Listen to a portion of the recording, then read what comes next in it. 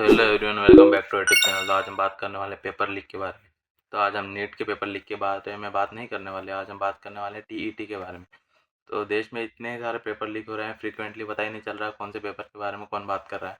तो अगर टीईटी आपको नहीं पता है तो टीईटी एक एग्ज़ाम है जो टीचर्स के क्वालिफिकेशंस के लिए होती है, जिसमें टीचर का क्वालिफिकेशन होता है। तो अभी महाराष्ट्र में रिसेंटली इसका पेपर लीक हो गया एक दिन पहले। तो इसके ऊपर लोग बहुत ही गुस्सा हैं और गवर्नमेंट को क्रिटिसाइज़ भी कर रहे हैं। तो अभी अमित किलकोर सर ने भी एक वीडियो अपलोड किया इंस्टाग्राम पर, आप देख सकते हैं उनका पॉइंट ऑफ व्यू इस बारे में क्या है। देश में एक और एग्जाम लीक हो गया यार। Maharashtra TET paper leak. TET का मतलब होता है टीचर्स एलिजिबिलिटी टेस्ट। तो जैसे कि अगर आपको 1 से 5वीं क्लास और 6 से 8वीं क्लास तक के टीचर बनना हो तो उसकी अप्लाई करने के लिए ये मतलब एक प्रकार से इसको क्लियर करना पड़ेगा। अगर टीईटी क्लियर किया है तभी आप उसकी रिक्रूटमेंट में अप्लाई कर सकते हो। तो एग्जाम पेपर जो था वो थाने में लीक हुआ है। महाराष्ट्र का टीचर एलिजिबिलिटी टेस्ट 24 घंटे पहले एग्जाम लीक हो गया, यानी 28 तारीख को एग्जाम होना था। तो इट हैज बीन कैंसिल्ड और जो नया शेड्यूल है वो बेसिकली बाद में गवर्नमेंट बता देगी।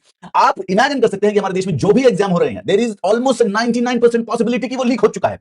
जो एक दो पता चल जाते हैं उसमें कुछ एजेंसीज एक्ट कर लेती है, तो ये थोड़ा सा ध्यान देके ये कह देते हैं कि चलो ठीक है हम इसको कैंसिल कर देंगे, कहीं ज्यादा बात फैल गई तो कि पता चलने के बाद भी कैंसिल नहीं किया। Exam has been postpone 24 hours. अभी अभी नीट हुआ था, अभी अभी नीट लीक हुआ है, दोबारा से रीनीट करवाया है।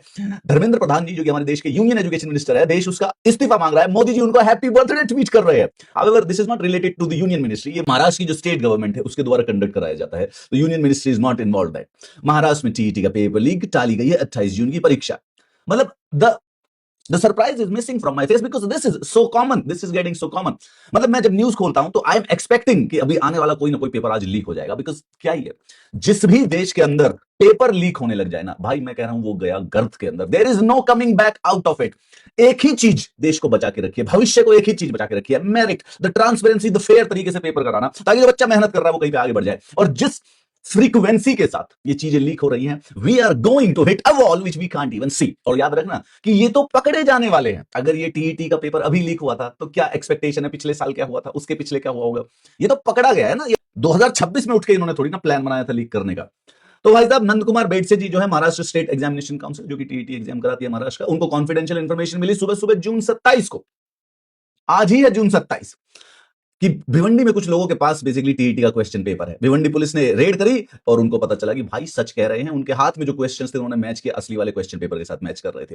काफी सारे सिक्योरिटी मेजर्स इन्होंने लगाए थे पर वो सारे के सारे फेल हो गए। पर क्योंकि पेपर लीक हो चुका है तो इन्होंने पेपर को, एक और पेपर लीक। मोदी जी महाराष्ट्र का जो एजुकेशन मिनिस्टर है या फिर महाराष्ट्र स्टेट एग्जामिनेशन काउंसिल के जो चेयरमैन है, उनकी बर्थडे विश भी एक बार कर डालो, सबको दिखा दो कि पेपर लीक होने से हमें नहीं पड़ता।